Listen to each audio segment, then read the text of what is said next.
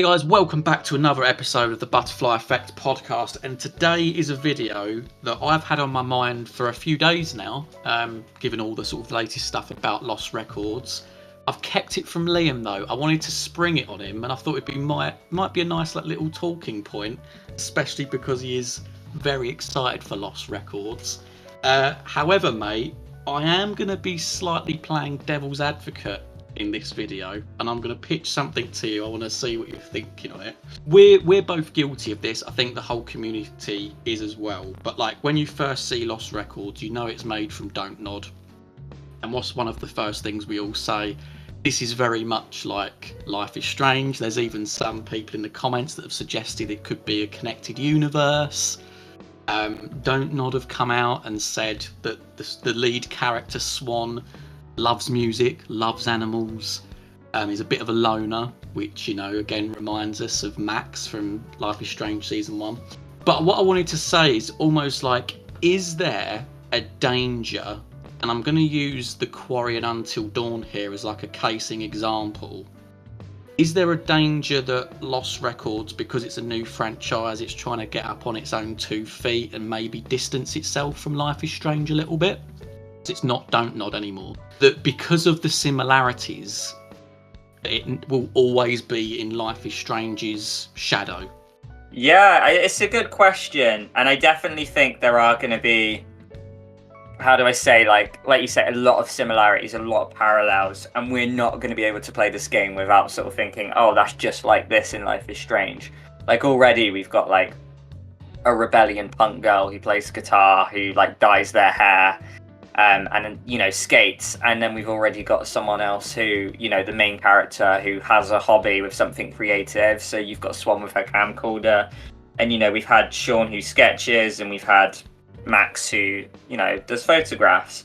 So there are going to be a lot of similarities, and I feel like this game's going to have a real tough time trying to step away and like build its own identity. And I feel like you've got to focus on what the game's got different for it going on. Like, obviously, yeah, there's always going to be that kind of paranormal thing. It looks like this one could be more sort of less superpowery and more sort of something that's happened to like the world or the universe, with that purple portal going on. And I think it's really going to have to really home in on this kind of nostalgic 90s thing it's got going for it to really set itself apart from Life is Strange and be its unique thing. So yeah, like if I was DontNod, I would really just be like hitting scenes in the whole VHS store, you know, that we see at the start there in that trailer, the summer lo-fi one. Life is Strange often has like beautiful like acoustic guitar music in the background. I would set away from that. I'd get lo-fi on, get some proper like 90s like electronic-y music.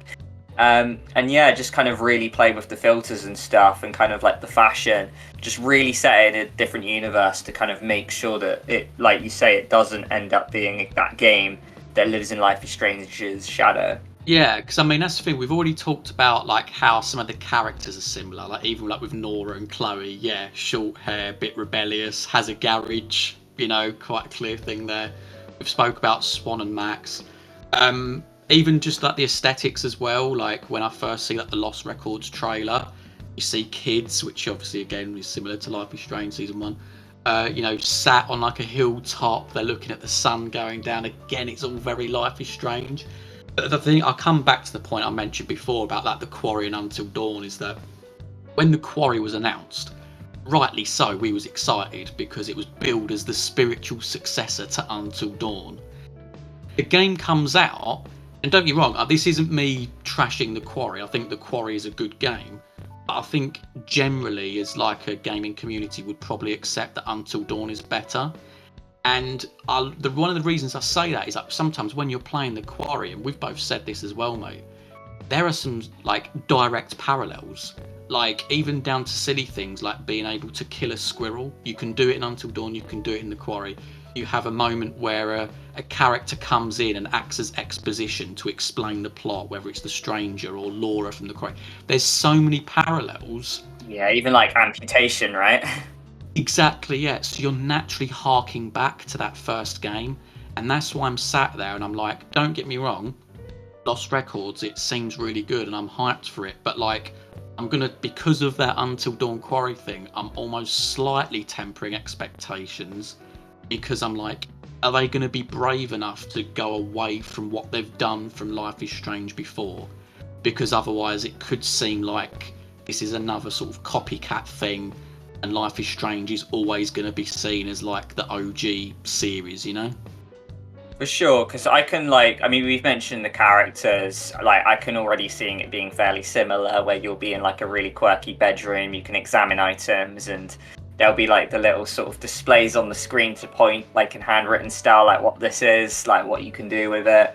I can see there being a lot of similarities, and also myself, I've got this filthy habit of, if someone shows me a song, and in a band I've never heard, my natural instinct is to kind of say, oh, it's like a blend of X and Y.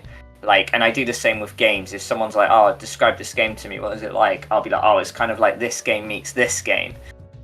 So I feel like already I'm going into Lost Records thinking it's like Life is Strange meets It. And I've not even played it. Because it's got those It parallels with the group going up to, like, you know, the purple portal, you know, like you've got the supernatural element in there, but also the two timeline things which we've mentioned, where it looks like we're going to hop back between two timelines, where you've got the kids and when they meet back again, 2022 is what I mean to say. So yeah, like, for sure, I think that it does have a, you know, an uphill battle that people probably really aren't going to talk about too much. People are just very excited to have it. And it's a very valid point and a very valid sort of fear to have going into this. I don't think it would be the worst thing to, like, rip some pages out of the Life is Strange book. It is a winning formula. The stuff Life is Strange does that's very good. But you want to kind of take the winning formula but make it its own identity. You don't want it to people to end up calling it Life is Strange 4. You want people to come out of it calling it Lost Records Bloom and Rage. And yeah, like I say, I think the thing you need to do in order to escape those possible, like, calls is really home into that 90s theme that's going on, really build a unique plot, and do something that we've not really seen in the Life is Strange games. Do something different, give us some new features, some, you know, new sets of dialogue, some just quirkier characters maybe. And yeah, like, because this game does have potential to be breathtaking. And I just think, yeah, they've got a tall mission in order to kind of escape those potential pits. 100%. It's like, it must be difficult because, especially when you have something as successful as Life is Strange, and again, I come back to the comparison with Supermassive and Until Dawn, is that naturally you want to repeat that success. So you want to stay as close to the formula as possible, but at the same time, you then run the risk of just, you know, creating a copycat. And then therefore people then sort of turning against it and not, you know, allowing any sort of original creativity to come through in, like, the sequel. So yeah, that's all I had to say really, mate. Okay guys, so there we go. That was just a short and sweet discussion on really whether we think that Lost Records could fall under Life is Strange's shadow. Do you think there's any merit in this argument with the points that I've raised here? Do let us know in the comments below, or maybe you completely disagree. Maybe you think, you know what, the more Life is Strange stuff, the better. I'm very excited. So yeah, let us know what you think, guys, and we will see you in the next video. See you in hell.